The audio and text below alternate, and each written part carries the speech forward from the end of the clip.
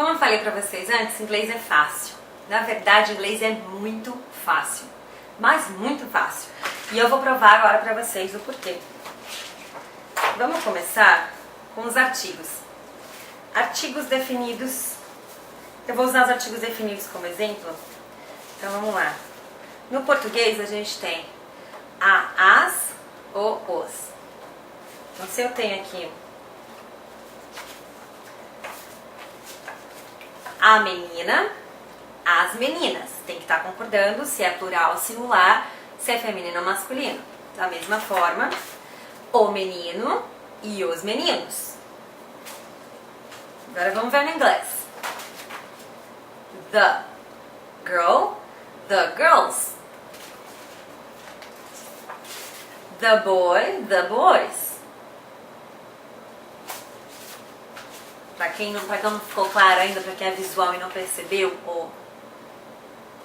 a mesma coisa acontece com os artigos indefinidos. No inglês é um só. Agora vem a minha parte favorita, verbos. Quantas aulas vocês perderam, investiram, se esforçaram, decorando a conjugação de verbos? Em todos os tempos verbais. Em todas as pessoas do plural e singular. Pois é, esqueça isso no inglês, porque é muito mais fácil do que você imagina. Como exemplo, eu vou usar o verbo ter, que em inglês é o to have. Então, em português, presente, tá? Eu tenho, tu tens, ele tem, nós temos, vós tens, eles têm. Vós tens. Explica isso para o estrangeiro que caso é vós, que a gente nem usa. E quando fala tu, ainda conjuga tu tem. Catarina, alguns ainda falam tu tens. Mas eu duvido. E talvez os gaúchos, mas conjugação não está certa lá não. Em inglês, I have, you have, he, she, it, has. Opa, tem uma diferença aqui. Não tem problema. Se você falar he have, eles vão entender também. Depois que o tempo você aprende. O importante é você aprender que o have é ter. We have, you have, they have. Fácil, né? Então vamos lá para o passado. Passado. Nós temos dois tempos passado. Nós temos eu tinha e eu tive. Tu tinhas, tu tiveste. Ele tinha, ela teve. Eu tô lendo ao contrário. Tá aqui, ó, de novo escrevendo na mão em português, tá? A minha regrinha eu sempre sigo ela. Você vê que o vós nem tem conjugação. A gente usa sempre na terceira pessoa, vocês. Então, olha que complicado como a pessoa está querendo aprender português. E, gente, vocês já sabem português. Deveriam, pelo menos, né? Mas vocês já sabem português. Isso aqui é tão mais difícil. Olha só como é que fica em inglês. I had, you had, he, she, it had, we had, you had, they had. De novo. Sim, o had representa o tinha e o tive. Eu tive uma infância feliz. I had a happy childhood. Eu tinha, I had. Mesma coisa. Quantas aulas a menos, gente? Olha esse aqui então, futuro. Eu terei, tu terás. Ele terá. Nós teremos, vós nem tem conjugação. E eles terão. E no inglês? Everybody will have. E é pretty much desse jeito todos os verbos, praticamente assim. Claro que daí tem um particípio ou não, mas se vocês falarem have, eles sempre vão entender o have, porque eles sabem que o have é ter. Se você falar eu ontem tenho uma casa, eles vão entender. Como eu falei pra vocês no outro vídeo, 80% das pessoas, ou talvez mais das pessoas que vocês falam inglês, não tem inglês como a primeira língua, e a estrutura gramatical delas também é diferente do idioma natural delas, do idioma materno, então elas vão acabar entendendo a sua estrutura. Mas, para facilitar, outra coisa também, sintaxe. Sintaxe é a construção de frases. Da mesma forma, por isso que eu gosto de comparar com o português, mas, outra vez, gente, não é para fazer tradução literal, porque até como tem um vídeo da Cíntia disse que eu adoro, eu sou super fã da Cíntia, depois eu coloco o link pra vocês aqui embaixo, vocês têm que assistir, cara, vocês têm que assistir porque ela é demais. A Cíntia sempre fala, cara, não é pra decorar, porque tem situações que você vai tentar fazer a tradução do inglês para português, português inglês, e não sai a mesma coisa. Então você tem que aprender o inglês convivendo com o inglês, assistindo filme, entendendo a ideia, o conceito. Mas eu reforço sim que é importante você saber a estrutura gramatical, como é que funciona a sua estrutura gramatical no português, para você entender a lógica, porque facilita. No futuro eu explico um pouquinho sobre a questão de verbos do inglês e do português, que vai fazer mais sentido para vocês, porque que eu gosto de entender a estrutura, tá? Então, um exemplo para vocês verem como o inglês não é muito diferente do nosso é: minha bicicleta é azul, my bike is blue. Segue a mesma sequência de palavras, a mesma estrutura. Diferente do húngaro, por exemplo, que bicicleta, se você fala minha, vai tudo pro final. É tudo sufixo, não tem prefixo, vai tudo sufixo. Então você vai falar, as palavras ficam enormes desse tamanho, porque você vai acrescentando, eu tô no carro com eu, tô no meu carro com fulano, vai ficar tudo junto, é a mesma palavra. Então por isso que eu falo, o inglês é muito mais fácil, porque a estrutura, a sintaxe é praticamente a mesma. Olha esse outro exemplo. A bicicleta azul é minha, the blue bike is mine. Aqui trocou. Tá? Da mesma forma que você vai falar a casa amarela, você vai falar house yellow, você vai falar yellow house. Mas se você falar house yellow, eles vão entender. O importante é você desbloquear o aprendizado e seguir em frente, depois você vai para a questão de gramática, tá? Agora que vocês viram que inglês é muito mais fácil do que vocês pensavam, eu vou ensinar pra vocês qual é a primeira coisa que eu aprendo quando eu vou aprender um novo idioma. Alfabeto e fonemas. Foi assim que eu aprendi o italiano e eu recomendo aprender assim qualquer nova língua que você vai aprender. Então a gente aprende com ABC e aí vai BA, BA, B, B. E vai jogando todas as letras pra ver como é que é o som. E aí a gente pratica com leituras de palavras soltas, mesmo que você não saiba o significado, não importa. E depois a gente fez atividade de ditado. Então ela ditava e a gente escrevia de acordo com o som. Isso pra mim foi um ótimo treinamento e eu apliquei a mesma coisa no húngaro, que me serviu super bem. Então, mas uma das coisas que vocês têm que entender no inglês que não tem, e ajuda muito, a diferença é enorme para nós no português, é que não tem acento. Não tem regrinhas de paroxítona para a questão de acentuação. Então, isso aqui já facilita bastante, porque eu acredito que nem em português muita gente sabe colocar acento, né? Tipo crase, negação. Agora, uma coisa que facilita vocês entenderem o alfabeto e os fonemas, nos dicionários, em qualquer dicionário, por regra, tem nas primeiras páginas o alfabeto fonético internacional. O alfabeto fonético internacional, ele é aquele monte de símbolozinhos que vocês veem logo depois da palavra no idioma que vocês estão procurando, que elas representam os sons. Então, cada um desses símbolos é um som. Gente, vocês não precisam decorar esses símbolos, é loucura decorar esses símbolos. However, você pode criar os seus símbolos para representar cada som, baseados na sua língua materna. Então, claro que tem sons que a gente não tem no português. Por exemplo, U, que tem no húngaro, que é o biquinho do francês, que a gente fala, o U, tem esse biquinho. Eu tenho já minha simbologia para representar esse som através de uma imagem. Mas eu vou explicar isso para vocês mais pra frente, porque eu vou ter que explicar som por som e como que eu represento eles. Agora, a gente aprende por 3 canais de comunicação. A gente aprende pelo visual, o auditivo e o sinestésico. Cada pessoa, todo mundo usa esses 3 canais praticamente para aprender, mas cada pessoa tem uma sequência diferente. Então eu sou aquela pessoa que eu olho primeiro, aí eu escuto a apresentação ou a explicação e aí eu associo com alguma coisa que eu conheço e faz sentido. Tem gente, por exemplo, que tem que ver o mecanismo funcionando, a coisa acontecendo, para daí raciocinar o que tá, né, como é que funciona e aí escutar a explicação. Ah, isso funcionou porque fez assim. Então essa pessoa aprende numa sequência diferente.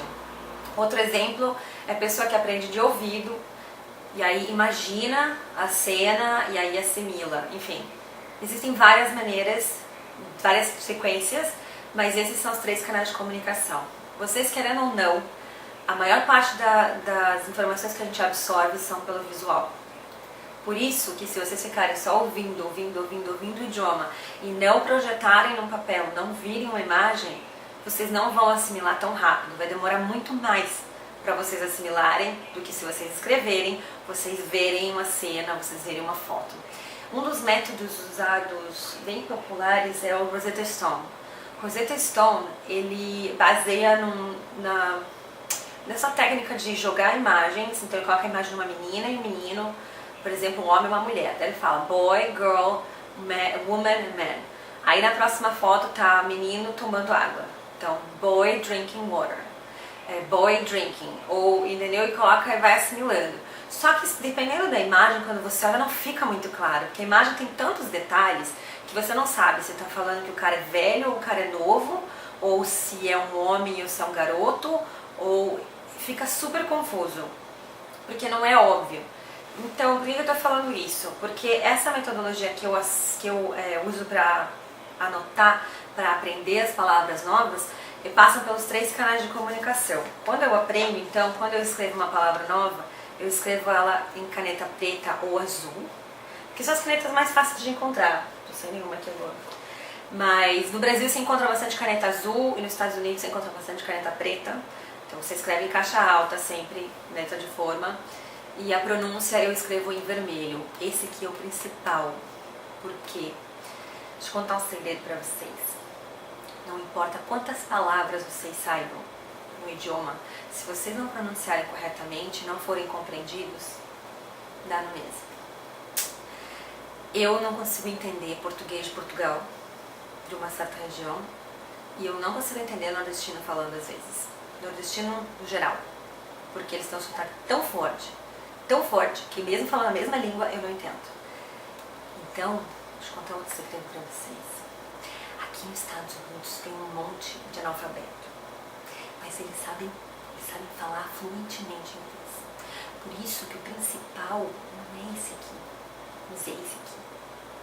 É como você vai falar a palavra que importa. Beleza? Então assim, se vocês anotarem dessa forma, vocês estão trabalhando com o visual da palavra e com o auditivo.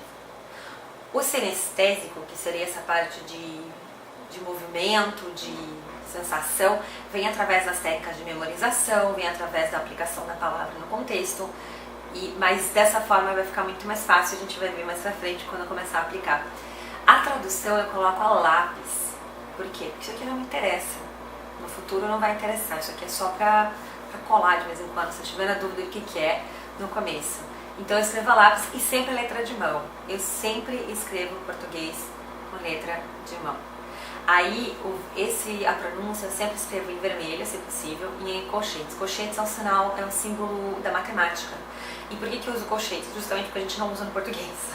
Então, mesmo que eu esteja anotando num post-it, ou num caderno, ou num livro, se eu escrever em colchetes, mesmo que eu não tenha caneta vermelha, eu sei que eu estou falando da pronúncia, que não é o proper spelling, que não é a escrita correta, mas que é a pronúncia. Então eu criei esse código para mim, de colocar tudo com a pronúncia em letra maiúscula, para não me confundir com as letras, mesmo que eu esteja escrevendo com pressa, e em colchetes. Aí depois, na hora que eu for fazer meus estudos, se eu quiser colocar em vermelho, eu coloco, né? Geralmente eu assimilo antes e não preciso repetir a palavra depois, mas essa aqui é a configuração de como eu faço as minhas fichinhas, que na verdade eu faço elas pequenininhas. Cada palavra vai numa ficha pequena, tá? Então, vamos fazer uns exemplos aqui, eu vou mostrar pra vocês uns exemplos pra vocês entenderem. Então, ó, Szeretlek. Ó, se vocês verem, Szeretlek. Esse forte é Szeretlek.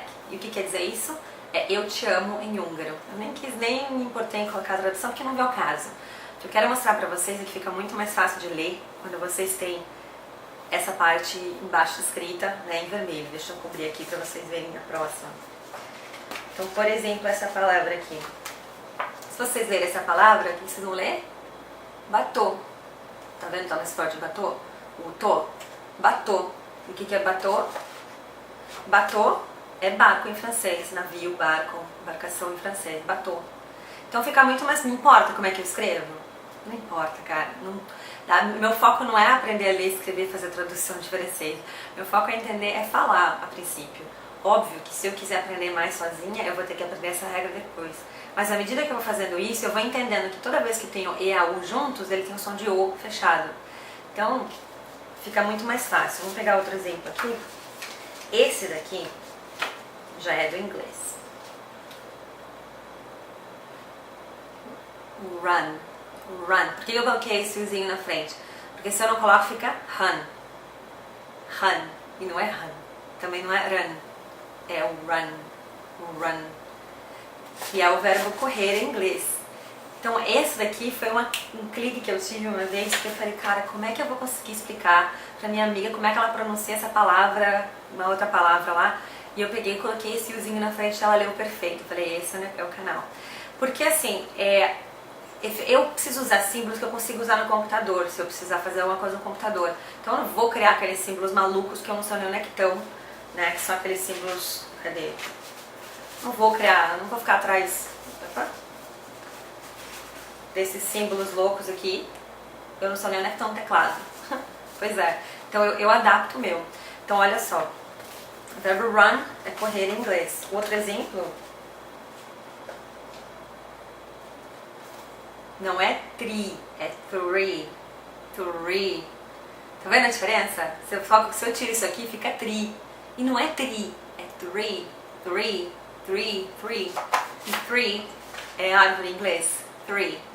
Então, claro que não vai ser perfeito, porque você está representando um som. Mas à medida que quanto mais próximo da escrita você colocar, quanto mais próximo da pronúncia você escrever, mais fácil vai ser para você associar o som da palavra, e aí o erro vai ser mínimo, vai ser um erro vai ser um sotaque, praticamente, entendeu? Vai ser praticamente um sotaque, as pessoas vão te entender melhor.